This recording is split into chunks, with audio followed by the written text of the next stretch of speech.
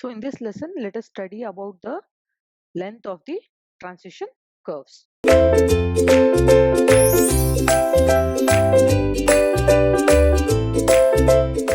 Let's see this diagram. So the length of the transition curve from this side is nothing but from T1 to the point D. Okay, here, and if you're going on this side, it is from T2 to the point F. This is the length of your transition curve. It's nothing but the length of the track from the center line of the track where the meeting point is happening to the tangent point, that is your D or F, with the circular curve. Okay, normally what they'll do is they'll insert this length half in the straight and half in the circular curve. So half of the transition curve will be in circular curve and half of the transition curve will be in the straight. Okay, so this distance T1 to D or your T2 to F is nothing but the length of your transition curve. Understood? Now there are different ways to find the length of the transition curve. Let us discuss one by one. So the first type of basis of selecting the length of transition curve, this is very important. Majorly we will be using this only, right? We will take the greatest value of the below three values. So we will calculate the transition length using three different formulas and take the greatest of all the formulas. This is majorly used in your Indian Railways. Okay. There's also another method I'll show you further. So here, to start with, the first one, this formula is based on arbitrary gradient, that is 1 in 720. So based on the arbitrary gradient 1 in 720, we have the length of the transition curve L is equal to 7.20 into E.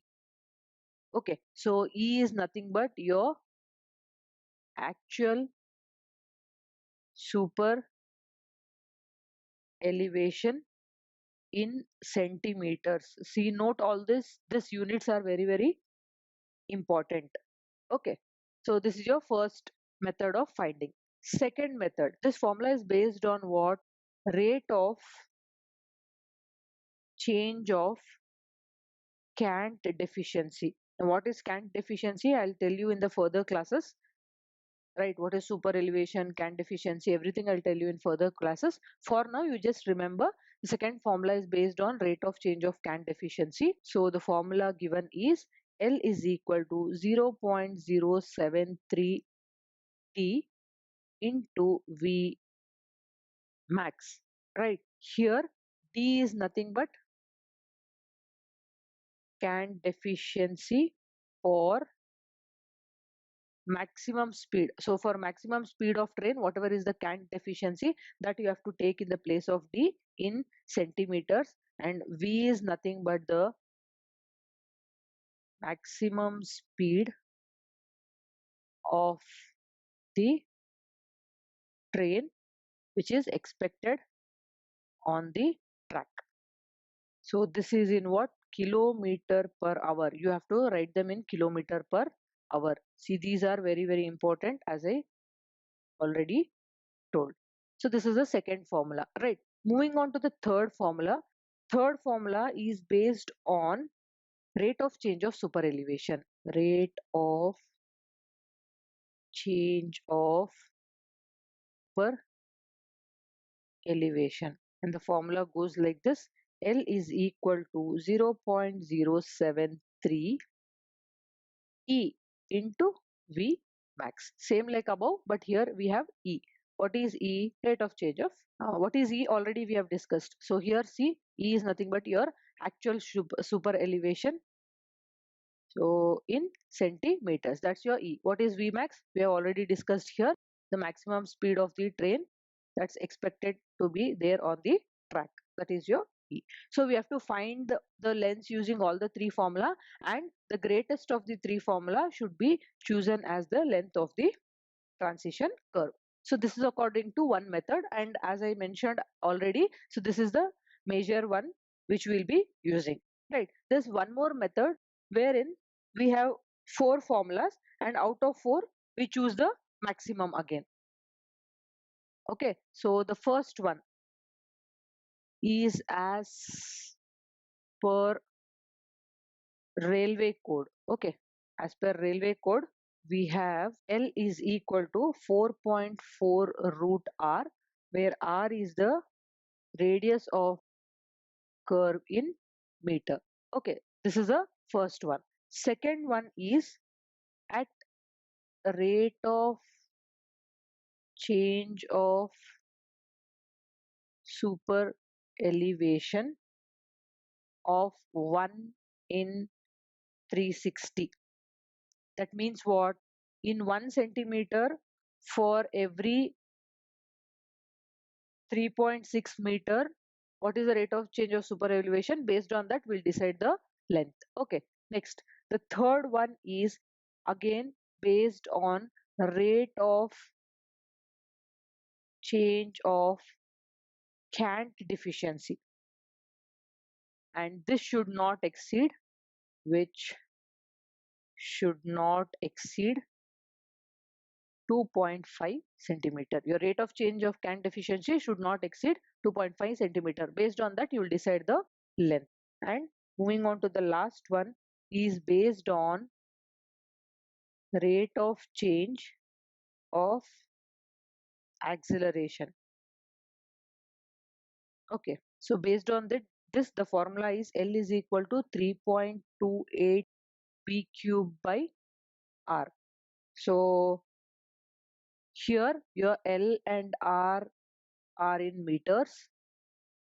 Then your V is nothing but the speed of the train that's expected. Okay, in meter per second. Okay, this is nothing but 0.278 capital V. So where what is capital V? This is nothing but the speed in kmph. If you have capital V, put it here in meters per second you will get, and you can calculate the length. Now out of these 4 you can choose the maximum. This is the second type, but not of much importance. This is the type which is very important, and in problems you have to use this particular method. Okay, then along with length of transition curve, we'll just see what is a shift of curve. So here in this figure, if you observe, this was the actual circular curve. This is the transition. After transition curve, there will be a small shift in the circular curve. This is called as the shift of the curve. So the distance by which the circular curve is shifted to its new position is nothing but the shift of the curve. Distance by which the circular curve is shifted to its new position is called as what? Your shift of curve. So wherever a transition curve is to be introduced between the tangent and a circular curve or vice versa, what will happen? The original position of the circular curve is shifted inwards. Inside it will be shifted by a certain distance. That distance is called as the shift of curve, as I showed you in this particular diagram. See, if you observe, this is shifted inwards, right? There's a formula to find this shift of curve.